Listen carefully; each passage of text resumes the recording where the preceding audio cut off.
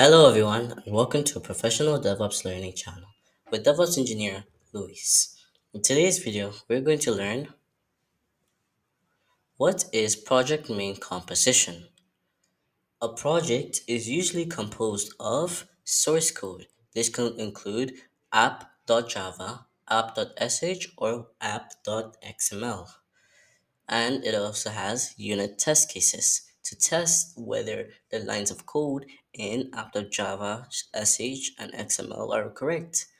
These are usually titled app.test.java, app.test.sh, or app.test.xml.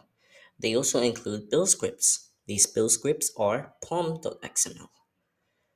Note: Selenium dependency should be integrated in the development environment for test optimization.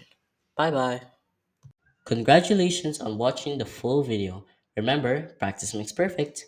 If you have any questions, please comment it in the comment section down below. I'll see you all in the next video as you continue your DevOps learning journey with DevOps Lewis.